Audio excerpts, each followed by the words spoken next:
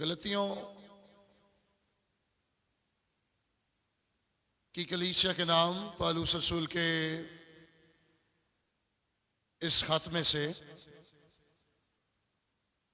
हमने आज सुबह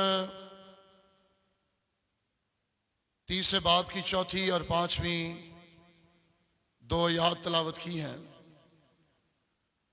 अगर आप 30 बाब की पहली 3 आयत का जायजा लें तो यहां पर पौलुस रसूल को बहुत ज्यादा हैरानगी है और इस हैरानगी के बायस वो गलतियों के लोगों को नादान गलतियों कहकर पुकारता है और उन्हें कहता है कि ऐसे लगता है कि किसी ने तुम पर जादू कर दिया है। हालांकि जिस तरीके से तुम्हारे दरमियान मुनादी की गई वो ऐसे ही था कि जैसे मसीह को तुम लोगों के सामने सलीब पर दिखाया गया हो। और पौलुस ने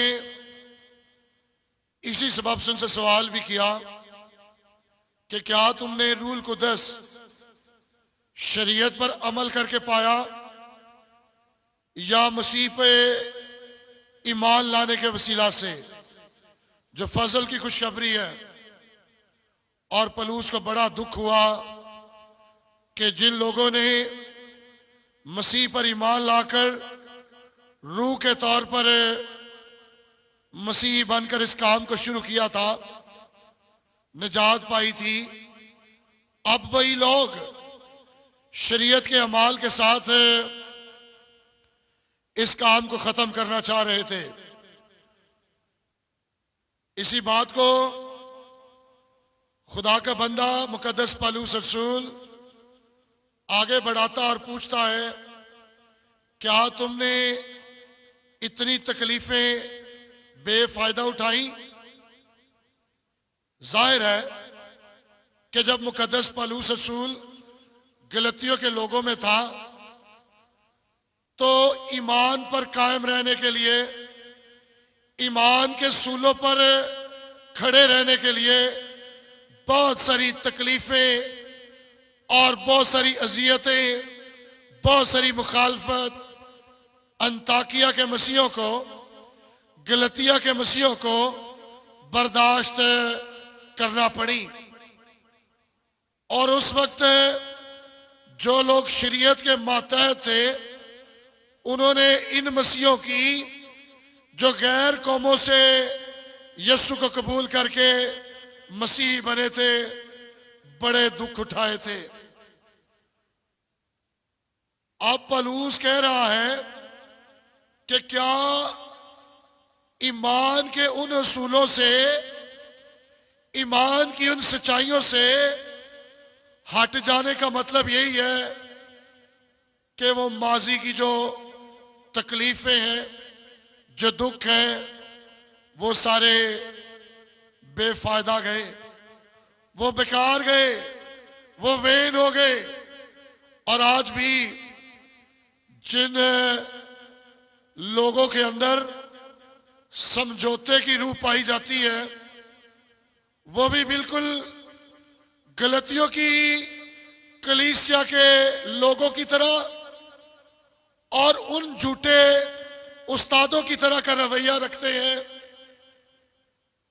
जो उन ईमानदारों की शहादतों को, जिन्होंने ईमान पर कायम रहने के लिए अपने आप को आरों में चरवा दिया, जो शेरों की मांद में डाले गए, जो आग की भट्टियों में फेंके गए, जो दुश्मन की फौजों पर गालिब आए लेकिन अपने ईमान से हटे नहीं। लेकिन आज जिस दौर में हम जिंदगी गुजार रहे हैं, लोगों ने समझौते को मोहब्बत का नाम दे दिया है और वो बाइबल की बातों से, बाइबल की सच्चाइयों से, फजल की अंजील से पीछे हटने के लिए हरदम तैयार है, करते समझौता है और कहते मोहब्बत है। और ये बड़ी दुख की बात है। लेकिन अगर आप पलूस की जिंदगी पर गौर करें, जब गलतियों में था तो ईमाल की किताब में उसके 14वें बाब में ये सारी तारीख मौजूद है। वहां पर इंजील की खातर, ईमान की खातर इस शख्स को संसार किया गया और बिल्कुल ऐसे छोड़ दिया गया कि जैसे वो मर गया है। जब वो गलतिया के लोगों में था तो पलूस रसूल ने बहुत सारा दुख इस हकीकी इंजील और बाइबल के सच्चे ईमान की खातिर सहा था। और मेरे अजीजों, पलूस ने कहता है क्या वो सारी तकलीफें बेकार जी ली आपने? वो सारे दुख बेकार सहे आपने? वो वेन गए? शायद इस जुमले का एक बेहतर तर्जमा यह है कि क्या आपको ऐसे शानदार रूहानी तजर्बे हुए हैं, ये सब बेमकसद है, जिनमें खुदा ने तुम्हें संभाला, खुदा ने बचा लिया? ये सारे तजर्बात बेकार है? मेरे अजीजों, पलूस ने सोचा कि क्या रूह के तमाम वो नेमतें जो मिली हैं उनकी कोई कीमत नहीं होगी? क्योंकि उन्होंने शरीयत के मुताबिक चलने की कोशिश शुरू कर दी थी। और आज भी लोग इस फजल की अंजील को बदलकर कलीसियाई रसूमात और उन निशानों को लोगों की जिंदगियों में देखते हैं कि क्या इन लोगों ने वो रस्में पूरी की हैं? क्या इन लोगों में कोई ऐसा निशान है जिसकी बदौलत हम ये कहें कि ये हकीकी ईमानदार या निजात याफ्ता है? लोग फजल के साथ बहुत सारी चीजों की मिलावट कर रहे हैं और ये लोग गलतिया में आए झूठे उस्तादों और गलतिया की कलीसियों से जो लोग थे, जो कायल हो गए थे, उनसे कम नहीं है। बिल्कुल वैसा ही रवैया है। और 5वीं आयत में ये बताती है, बस जो तुम्हें रूह बख्शता है और तुम में मौजज़े जाहिर करता है, क्या वो शरीयत के अमाल से ऐसा करता है या ईमान के पैगाम से? यहां पर जाहिर है कि रूल कुदस खुदा की तरफ से एक इनाम और तोहफे के तौर पर दिया गया था।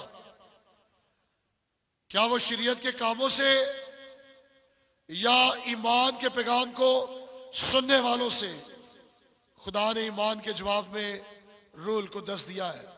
जो लोग यीशु मसीह पर ईमान लाए उन लोगों को रूल को दस दिया गया और उनके दरमियान मौजे भी ईमान से होते हैं। फिर भी गलतियों की ये सोच जो हकीकी रूहानी दौलत थी उसके मुकाबले में शरीयत के कामों और यहूदियत परस्ती को अपनी जिंदगी में वो ले रहे थे। यही बात पौलुस ने 3 बाब की 2 आयत में भी उनसे पूछी थी। मैं तुमसे सिर्फ ये दरियाफ्त करना चाहता हूं कि तुमने शरीयत के अमाल से रूह को पाया या ईमान के पैगाम से? क्योंकि वो इस बात पर जोर दे रहा है, वो चाहते हैं कि वो इंतखाब करें, वो जिस तरफ जाना चाहते हैं। अगर वो अपने नेक कामों से, साक्रामेंट से, रसूमात से और इंसान के अंदर किसी निशान के तौर पर देखी गई बात से ये अंदाजा करना चाहते हैं कि वो निजात याफ्ता है, तो वो फैसला करे। वो कामों से लोगों को निजात के लिए देख रहे हैं या ईमान के पैगाम से, फैसला करे, इंतखाब करे। और यही पालूस रसूल जो है वो गलतियों के लोगों से देखना चाहता है। और मेरे अजीजों, क्या आपका ईमान है कि शरीयत के कामों से हमें निजात मिलती है या निजात की बरकत हम पाते हैं, या ईमान के पैगाम के वसीला से? क्या आप खुदा की तरफ से अपनी निजात कमा सकते हैं ताकि खुदा की हुजूरी में जाकर फख्र करें, मैं तो अपने नेक कामों के सबब से खुदा की बादशाही में दाखिल हुआ हूं या दाखिल हुई हूं? या खुदा के फजल से जो बख्शिश के तौर पर निजात मिली है उसके वसीला से? मेरे अजीजों,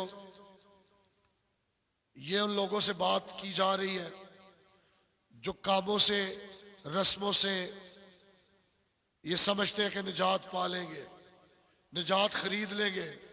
लेकिन खुदा ने लोगों पर रहम किया, दुनिया से मोहब्बत रखी और अपना इकलौता बेटा बख्श दिया ताकि जो कोई इस पर ईमान लाए हलाक ना हो बल्कि हमेशा की जिंदगी पाए। मेरे अजीजों, आज सुबह ये सवाल मौजूदा कलीसिया से भी किया जा सकता है कि वो किस तौर पर ये सोचते हैं कि हमें निजात की बरकत मिलती है। वो किस तौर से ये सोचते हैं कि हम निजात पाते हैं।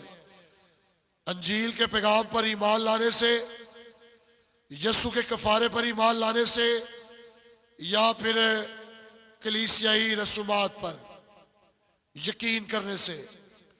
बपतिस्मे से हमें निजात मिलती है, हमें रसूमात और रिचुअल से निजात मिलती है, हमें जो जुबान बोलने के वसीला से निजात का इजहार होता है, हमें क्या कुछ साक्रामेंट की तकमील से किस्तों की सूरत में हम पर निजात आती है या खुदा का फजल आता है? अगर हम ऐसा सोच रहे हैं तो हम बाइबल के मुनाफी, हकीकी इंजील की मुखालिफ अपनी सोच को रखे हुए हैं। जरूर है कि हम अपनी सोच को अपने ईमान की बुनियाद बाइबल के मुताबिक डालें और मसीह के इस हकीकी इंजील और फजल को जो ईमान के पैगाम से रूह देता है उस पर यकीन करें और उसके मुताबिक जिंदगी गुजारें। खुदा मुझे और आपको ऐसा करने की तौफीक बख्शे। आमीन। आइए अपने सरों को झुकाएं और दुआ करें। आदामी दुआ।